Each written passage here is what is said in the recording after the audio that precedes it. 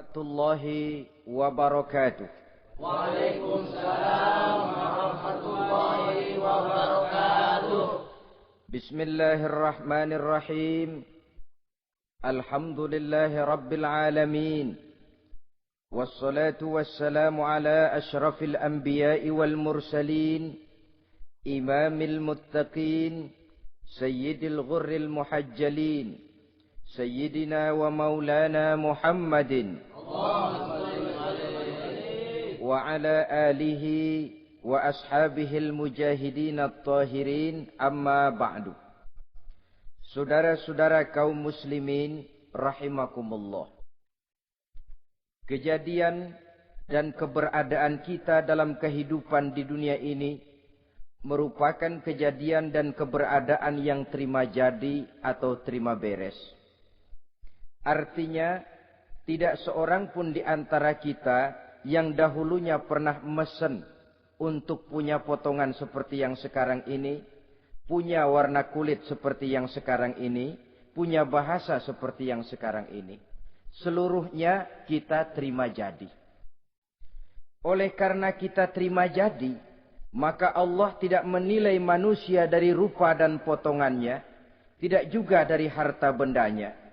Bersabda Nabi kita, "Innallaha la yanzuru ila suwarikum wa amwalikum, walakin yanzuru ila qulubikum wa a'malikum." Sesungguhnya Allah Subhanahu wa taala tidak melihat potonganmu, tidak melihat harta bendamu, tetapi yang dilihat dan dinilai oleh Allah Subhanahu wa taala tidak lain adalah hati dan amal perbuatanmu. Kenapa rupa yang elok, paras yang cantik tidak dijadikan penilaian utama oleh agama? Pertama, karena yang namanya cantik adalah relatif. Tergantung siapa yang memandang. Yang menurut saya cantik, menurut saudara belum tentu cantik. Dan yang menurut saudara cantik, menurut saya mungkin jelek, enggak ketulungan. Oleh karenanya, di kalangan para ahli cinta ada perbedaan pendapat. Sebenarnya cantik yang bikin orang jatuh cinta, atau cinta yang menyebabkan orang jadi cantik. Dua-duanya bisa saja terjadi. Mungkin karena cantik orang lalu jatuh cinta, mungkin sudah kadong cinta biar gempor cantik juga. Tapi yang jelas cantik adalah relatif. Yang kedua, cantik itu temporer, berubah oleh pergeseran masa dan pertukaran waktu. Tidak ada orang makin ke ujung makin cantik. Sekarang dia sedang sweet 17-an, umur 17-an, of course cantik bukan alang kepala. Seluruh yang ada dalam dirinya menjadi syair di kalangan para remaja. Rambutnya katanya ikal berderai, pipinya bak pauh dilayang, lalu janggutnya katanya macam lebah bergantung, alisnya macam semut beriring. Kalau dia senyum orang pada lemes. Itu sekarang 2, 3, 10, 40 tahun yang akan datang, kalau dia senyum mungkin orang lari semua.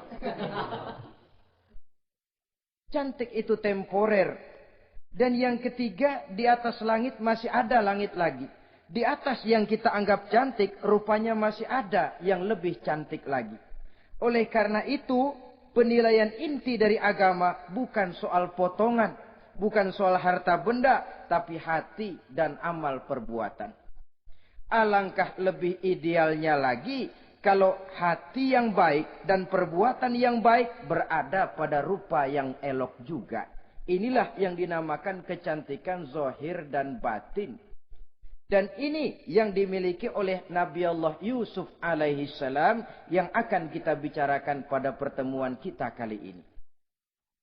Pantas kalau pada saat kita berdiri di muka cermin, disunahkan kita membaca doa seperti yang diajarkan Nabi.